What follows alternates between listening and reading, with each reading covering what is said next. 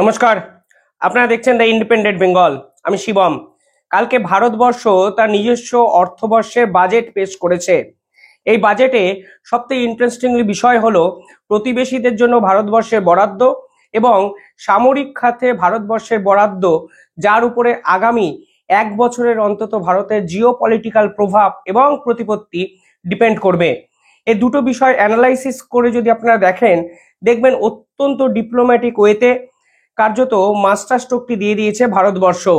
কিছু ক্ষেত্রে বাজেট বেড়েছে এবং সেই বাড়ার পিছনেও কারণগুলো কি এবং সামরিক শক্তি বৃদ্ধি করার পাশাপাশি ভারতবর্ষ প্রতিবেশীদের নিয়ে আগামী একটা বছর কি ভাবতে চলেছে, এই বাজেটে কিন্তু সুস্পষ্ট একটা ধারণা ভারতবর্ষের পক্ষ থেকে দেওয়া হয়েছে। আমি সম্পূর্ণ বিশ্লেষণ এই ভিডিওর মাধ্যমে আপনাদের যতটা সহজ ভাষায় করা যায় ততটা বোঝানোর চেষ্টা করছি।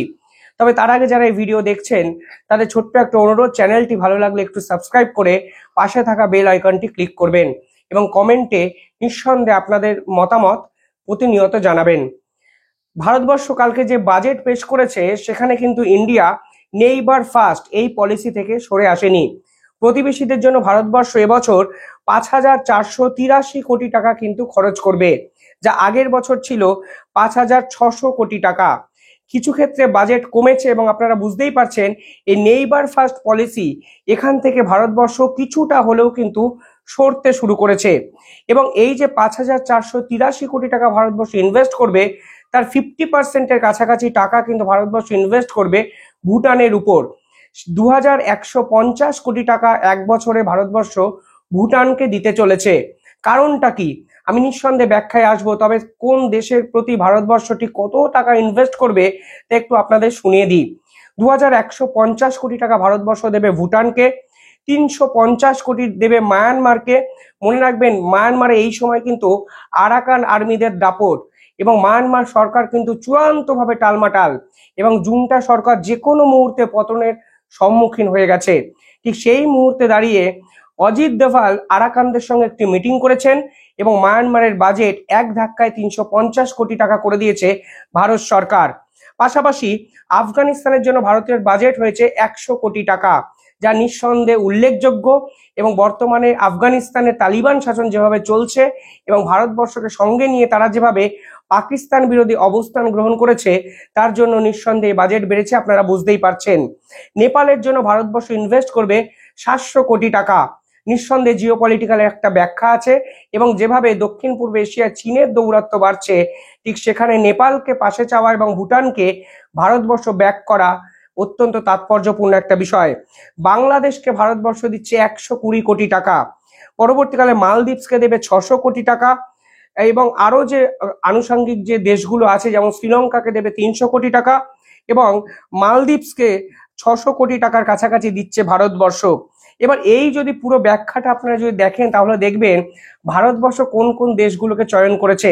দেখুন, দক্ষিণ পূর্ব এশিয়ায় ভারতবর্ষের যদি প্রভাব বিস্তার করতে হয় তাহলে ভারতবর্ষের সব থেকে প্রবল প্রতিপক্ষ হতে পারে চীন এবং চীন মূলত যে দুটো দেশকে টার্গেট করেছে তা হলো মালদ্বীপস এবং মায়ানমার। এই মায়ানমার কিন্তু কার্যত চীন দ্বারা নিয়ন্ত্রিত হয় এবং জুন্টা সরকার এবং সামরিক শাসন যে মায়ানমারে চলছে তা 100% চীনের ব্যাকআপে চলে। চীন দিনের পর দিন ফান্ডিং করে যাচ্ছে এবং মায়ানমারের যে বর্তমান ঋণ বা অবস্থা তা কিন্তু যে কোনো সময় সরকার পতনের দিকে নিয়ে যেতে পারে। তার জন্য কিন্তু ভারতবর্ষের এই ধরনের ইনভেস্টমেন্ট, অন্তত প্রায় 350 কোটি টাকার ইনভেস্টমেন্ট অত্যন্ত উল্লেখযোগ্য। কারণটা কি পরবর্তী পর্যায়ে ভিডিও যদি আপনারা দেখেন তাহলে কারণটা বুঝতে পারবেন। 2 নম্বর হলো মালদ্বীপস। এই মালদ্বীপসের উপর ভারতবর্ষের বাজেটের ইনভেস্টমেন্ট আমার কাছে ইন্টারেস্টিং মনে হয়েছে, কারণ কিছুদিন আগে মালদ্বীপস ফ্রি ট্রেড এগ্রিমেন্ট করেছে চায়নার সঙ্গে। অর্থাৎ চায়নার যে রুল যে ছোট দেশগুলোকে ঋণ দাও এবং এই যে ডেট ট্র্যাপে ফেলো, এই ঋণ যদি মালদ্বীপসের উপর কার্যকারী হয় তাহলে মালদ্বীপসের অর্থনৈতিক ভাগ্য কিন্তু কার্যত তলানিতে গিয়ে পৌঁছে যাবে। 3 নম্বর টার্গেট চীন করেছে বাংলাদেশের উপর। বাংলাদেশের মোহাম্মদ ইউনূসকে 100% ব্যাকআপ করে যাচ্ছে চীন। তার জন্যই কিন্তু এই মোহাম্মদ ইউনূস দিনের পর দিন ডোনাল্ড ট্রাম্পের বিরুদ্ধে যুদ্ধ ঘোষণা করতে পিছপা হচ্ছেন না। মনে রাখবেন এই বাজেট কিন্তু মার্চ থেকে কার্যকারী হবে। ফলে মোহাম্মদ ইউনূস যদি 2025-এর একদম দোরগোড়ায় এসে নির্বাচন করেন তাহলে এই বাজেটের 60 to 70% ইনভেস্টমেন্ট নতুন নির্বাচিত সরকার কিংবা শেখ হাসিনার আওয়ামী লীগের সরকারের উপর কিন্তু ভারতবর্ষ করবে। অর্থাৎ একটা ডিপ্লোম্যাটিক মুভ, যেখানে আমেরিকা কিংবা সুইজারল্যান্ডের মতো দেশ মোহাম্মদ ইউনূসের পাশ থেকে সরে গেছেন, সেখানে ভারতবর্ষ শুধুমাত্র একাধিক প্রজেক্ট বাংলাদেশের সঙ্গে যেহেতু চলছে তার জন্য এই ইনভেস্টমেন্টটা করলেন। কারণ ভারতবর্ষ জানেন এই টাকা মোহাম্মদ ইউনূসের উপর ইনভেস্টমেন্ট কখনোই করছে না। এই টাকা কিন্তু ভারতের একাধিক বিদ্যুৎ কেন্দ্র, ডিজেল পাইপলাইন চুক্তি এবং রেল প্রজেক্ট, এইগুলোর উপর কিন্তু মূলত ইনভেস্টমেন্ট, যা কিন্তু শেখ হাসিনার সময় প্রত্যেকটি চুক্তিবদ্ধ। মোহাম্মদ ইউনূসের জমানায় কিন্তু ভারতবর্ষ নতুন কোনো চুক্তি করেনি, যেখানে ভারতের সেনাপ্রধান পরিষ্কারভাবে বলেছেন নির্বাচিত সরকার না আসা অবধি ভারতের সঙ্গে সম্পর্ক কোনোভাবে এস্টাবলিশমেন্ট হবে না। সেই দৃষ্টিভঙ্গিতে দাঁড়িয়ে এই 100 কোটি টাকার ইনভেস্টমেন্ট নিঃসন্দেহে পরবর্তী নির্বাচিত সরকারের জন্য ভারতবর্ষের অবারিত দ্বার খুলে দেওয়া এবং ভালো সম্পর্ক বৃদ্ধি করা, সেটাই যে লক্ষ্য তা বোঝা যাচ্ছে। কিন্তু এবার প্রশ্ন হলো, ভারতবর্ষ কেন মায়ানমার, মালদ্বীপ এবং বাংলাদেশের উপর ইনভেস্টমেন্টটা করলো? দেখুন, এই তিনটে দেশ কার্যত চীনের ডেট ট্র্যাপে পড়ে গেছে। অর্থাৎ এই তিনটে দেশকেই চীন সরকার বিপুল টাকা লোন দিয়েছে এবং প্রত্যেকটি ক্ষেত্রে রুল কার্যত 20 বছরের মধ্যে সে টাকা শোধ করতে হবে এবং প্রত্যেকটার ইন্টারেস্ট অত্যন্ত হাই, প্রায় 3%। আর এই মায়ানমারে ভারতবর্ষ কিন্তু কালাদান বন্দর প্রজেক্ট করছে, যা ভারতবর্ষের নর্থ ইস্টের জন্য অত্যন্ত গুরুত্বপূর্ণ একটা প্রজেক্ট। এই কালাদান বন্দর যদি কোনোভাবে ভেস্তে যায়, তাহলে ভারতবর্ষের 7 সিস্টার্স কিন্তু অত্যন্ত থ্রেটের সম্মুখীন হতে পারে। ফলে এই মায়ানমারকে এত টাকা দেওয়ার পিছনে কার্যত কারণ একটাই, ভারতবর্ষ কিন্তু আরাকানদের সাপোর্ট করতে চাইছে এবং যেভাবে চীনের জুংটা সরকার কন্ট্রোল করছে মায়ানমারকে, সেই অপসরণ যে সময়ের দাবি তা কিন্তু ভারতবর্ষ বিশ্বাস করতে শুরু করেছে। ফলে একটা দূরদর্শী মুভ, যেখানে মায়ানমারকে পাশে পাওয়া ভারতবর্ষের ভবিষ্যতের একটা নতুন সম্ভাবনাকে খুলে দিতে পারে। আর এই আরাকানরা কিন্তু দিনের পর দিন মোহাম্মদ ইউনূসের উপর চাপ সৃষ্টি করছে। মনে রাখতে হবে, পুরোটাই বাজেট ইনভেস্টমেন্ট, মানে ইউএস এইডের মতো বিষয়টা, যে আমি তোমাকে টাকা দিচ্ছি রাজনৈতিক কারণে আমি যেন তোমাদের পাশে পাই। আর এখানে সার্কের মিটিং বলুন কিংবা এশিয়াড বলুন, এখানে পার্টিকুলারলি মালদ্বীপ এবং মায়ানমারের কর্তৃত্ব দক্ষিণ পূর্ব এশিয়ায় যদি আপনার বজায় রাখতে হয়, তাহলে এই টাকা ইনভেস্ট করতেই হতো ভারত সরকারকে। অত্যন্ত স্ট্র্যাটেজিক একটা মুভ। তাই অনেকে বলছেন কেন প্রতিবেশীদের মানুষের ট্যাক্সের টাকা এত বিলিয়ে দেওয়া। ভাববেন, প্রতিবেশীদের টাকা দেওয়ার পিছনেও কিন্তু একটা নির্দিষ্ট কারণ আছে। পাশাপাশি নেপাল এবং ভুটানকে বিপুল টাকা দেওয়া, এর পিছনে আপনারা সকলেই জানেন যেভাবে নেপাল এবং ভুটান চীনা আগ্রাসনের সম্মুখীন হচ্ছে, সেখানে ভারতবর্ষ এই দুটো দেশকে ব্যাক করা মানে ভারতবর্ষ এদের পাশে আছে। আলটিমেটলি ভারতের যদি ভৌগোলিক অবস্থানটা দেখেন, দেখবেন যে ভারতবর্ষ সেই সকল দেশগুলোকে বেশি ইনভেস্ট করেছে যা বর্ডার এরিয়াতে বেশি মানে প্রভাব বিস্তার করছে। এবং ভারতবর্ষ কিন্তু আলটিমেটলি এমন একটা ভৌগোলিক অবস্থানে আছে যা চারিদিক থেকে প্রতিবেশী ঘেরা। অর্থাৎ নিচে যদি শ্রীলঙ্কাকেও আপনারা ধরেন, তাহলে দেখবেন তারাও কিন্তু চীনের এই ঋণ ফাঁদে ডুবতে চলেছিল। ফলে সেই শ্রীলঙ্কার নতুন সরকারকে, বামপন্থী সরকার, 300 কোটি টাকা ভারতবর্ষের এই বিজেপি সরকারের থেকে পাবে। ফলে নিঃসন্দেহে স্ট্র্যাটেজিক একটা মুভ আমার অত্যন্ত প্রমিসিং মনে হয়েছে, ইন্টারেস্টিং মনে হয়েছে।